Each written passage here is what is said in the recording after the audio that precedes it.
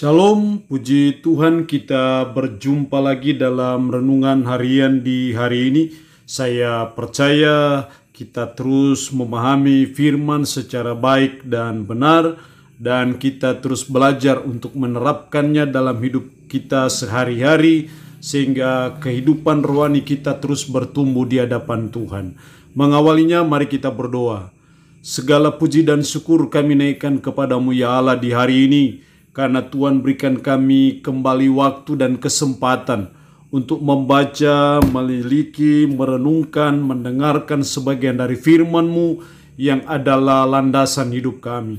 Roh-Mu yang kudus, tolonglah kami, urapilah dan berkatilah kami dengan firman-Mu di hari ini. Dalam nama Tuhan Yesus Kristus kami berdoa. Amin. Nats firman Allah yang menjadi perenungan kita bersama di hari ini saya ambil dari 1 Tesalonika pasal 4 ayat 1 sampai dengan ayatnya yang ke-12. 1 Tesalonika pasal 4 ayat 1 sampai dengan ayatnya yang ke-12. Secara khusus saya akan baca ayatnya yang pertama. Demikian firman-Nya. Akhirnya saudara-saudara, kami minta dan nasihatkan kamu dalam Tuhan Yesus. Kamu telah mendengar dari kami bagaimana kamu harus hidup supaya berkenan kepada Allah. Hal itu memang telah kamu turuti, tetapi baiklah kamu melakukannya lebih bersungguh-sungguh lagi. Demikian kebenaran firman Allah di hari ini, yang intinya mengajar kita mengenai hidup berkenan kepada Allah. Hidup berkenan kepada Allah menjadi perjuangan hidup kita, menjadi usaha kita, menjadi gumul kita bersama, supaya kita hidup berkenan kepada Allah. Betapa indahnya hidup kita ini, betapa bahagianya hidup ini kalau kita didapati oleh Allah sendiri bahwa hidup kita berkenan kepadanya. Betapa puasnya kehidupan ini bila saudara dan saya hidup berkenan kepada Allah.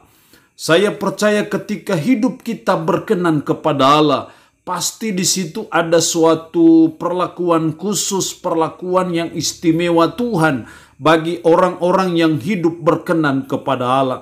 Saya percaya ada berkat-berkat Tuhan yang khusus, yang spesial kepada orang-orang yang hidup berkenan kepada Allah. Karena itu mari sebagai umat, sebagai orang percaya kita terus belajar.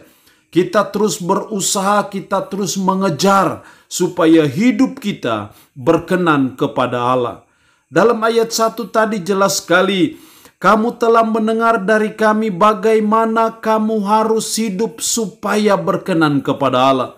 Bagaimana kamu harus hidup supaya berkenan kepada Allah.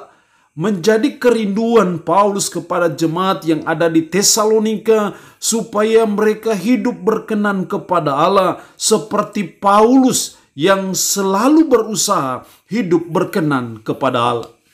Setidaknya ada dua cara supaya hidup kita berkenan kepada Allah. Dalam ayat 2 sampai dengan ayatnya yang ke-8. Ayat 3, karena inilah kehendak Allah pengudusanmu, yaitu supaya kamu menjauhi percabulan. Hal yang pertama supaya hidup kita berkenan kepada Allah, yang pertama kita harus hidup dalam kekudusan. Karena inilah kehendak Allah pengudusanmu. Tuhan mau supaya kita hidup dalam kekudusan dengan cara kita menjauhi percabulan. Ayat 4, supaya kamu masing-masing mengambil seorang perempuan menjadi istrimu sendiri dan hidup dalam pengudusan dan penghormatan. Bukan di alam keinginan hawa nafsu seperti yang dibuat oleh orang yang tidak mengenal Allah. Karena Allah memanggil kita bukan untuk melakukan apa yang cemar, melainkan apa yang kudus. Jadi menjadi kehendak Tuhan bagi kita sebagai umat supaya kita hidup dalam kekudusan, supaya kita hidup dalam kesucian, dengan cara kita harus menjauhi percabulan, dengan cara kita tidak melakukan apa yang cemar, melainkan apa yang kudus, karena itulah hidup yang berkenan kepada Allah. Ketika kita hidup dalam kekudusan, maka itulah hidup yang berkenan kepada Allah.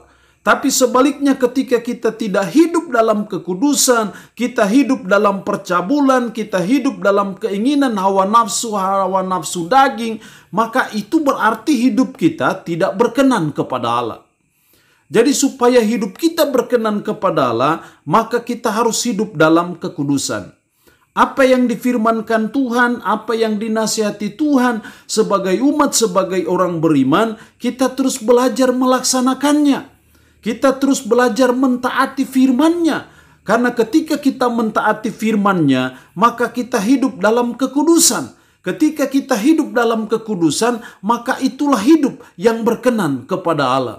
Siapapun kita dan apapun kita, baik kita sebagai jemaat, sebagai pelayan, mari kita terus belajar, kita terus berusaha, kita terus mengejar hidup dalam kekudusan di mata Tuhan. Karena Allah yang kita puji, Allah yang kita sembah adalah Allah yang suci, Allah yang kudus. Maka Dia menuntut kita juga sebagai umat supaya kita hidup dalam kekudusan. Mari kita mengintrospeksi diri. Adakah cara hidup kita yang tidak benar di hadapan Tuhan? Adakah cara hidup kita yang tidak kudus di mata Tuhan? Mari kita belajar, kita bertobat dari cara-cara hidup yang tidak kudus di mata Tuhan. Tapi sebaliknya kita mulai belajar menjalani hidup yang kudus, yang berkenan kepada Tuhan. Itu yang Tuhan mau. Yang kedua, supaya kita hidup berkenan kepada Allah, ayat 9 sampai dengan ayatnya yang ke-12. Ayat 9 tentang kasih persaudaraan tidak perlu dituliskan kepadamu, karena kamu sendiri telah belajar kasih mengasihi dari Allah. Hal itu kamu lakukan juga terhadap semua saudara di seluruh wilayah Makedonia. Tetapi kami menasihati kamu saudara-saudara, supaya kamu lebih bersungguh-sungguh lagi melakukannya. Hal yang kedua supaya hidup kita berkenan kepada Allah, yang kedua kita harus hidup dalam kasih. Tentang kasih persaudaraan tidak perlu dituliskan kepadamu, karena kamu sendiri telah belajar kasih mengasihi dari Allah. Jadi hal yang kedua supaya hidup kita berkenan kepada Allah, yang kedua kita harus hidup dalam kasih persaudaraan. Kita harus hidup saling mengasihi antara satu dengan yang lain. Itulah hidup yang berkenan kepada Allah. Itu berarti bahwa hidup saling membenci itu bukan hidup yang berkenan kepada Allah. Hidup yang saling sikut menyikut, saling menghina, saling membenci satu dengan yang lain, itu bukan hidup yang berkenan kepada Allah. Tapi sebaliknya ketika saudara dan saya hidup dalam kasih, hidup dalam kasih persaudaraan satu dengan yang lain, hidup rukun dan damai satu dengan yang lain, saling mengasihi antara satu dengan yang lain, itulah hidup yang berkenan kepada Allah. Itu berarti bahwa Tuhan tidak senang kalau kita berkelahi. Tuhan tidak senang kalau kita saling membenci, saling menyikut, saling menghina satu dengan yang lain. Tuhan tidak senang. Itu hidup yang tidak berkenan kepada Allah. Tapi sebaliknya hidup yang berkenan kepada Allah ketika kita hidup mengasihi satu dengan yang lain. Karena itu yang diajarkan Yesus. Yang diteladankan Yesus bagi saudara dan saya. Sekalipun dia dihina, dicaci maki, diejek, diolok, difitnah. Tapi di atas kayu salib dia berkata, Bapa ampuni mereka. Karena mereka tidak tahu apa yang mereka perbuat. Ini yang namanya demonstrasi kasih. Ini yang namanya kasih bukan hanya di bibir saja. Bukan hanya sekedar hukum semata, slogan semata.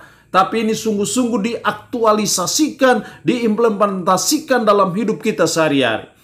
Jadi hidup dalam kasih itu adalah hidup yang berkenan kepada Allah. Allah yang punya firman ini memberkati kita dengan firman-Nya di hari ini. Amin. Mari kita berdoa. Puji syukur untuk kebenaran firman-Mu di hari ini, yang boleh menasihati kami supaya hidup berkenan kepada Allah. Dengan cara hidup dalam kekudusan, hidup dalam kasih. Roh-Mu yang kudus menolong kami, mampukan kami, supaya kami hidup berkenan kepada Allah. Tanamkanlah, meteraikanlah firman Allah dalam hati dan pikiran kami, dan sanggupkan kami untuk bisa memperlakukannya dalam hidup kami sehari-hari. Hamba mohon berkat-Mu Bagi umatmu yang boleh mendengarkan renungan harian di hari ini, berkat kekuatan, berkat jasmani, berkat umur panjang Tuhan memberikan kepada mereka. Umatmu jaga dan lindungi mereka dari segala kecelakaan, dari segala penyakit, dari virus corona, dalam nama Tuhan Yesus Kristus. Terpuji-pujilah namamu Tuhan. Dalam nama Tuhan Yesus Kristus kami berdoa. Amin. Shalom, sampai berjumpa lagi dalam renungan harian edisi berikutnya.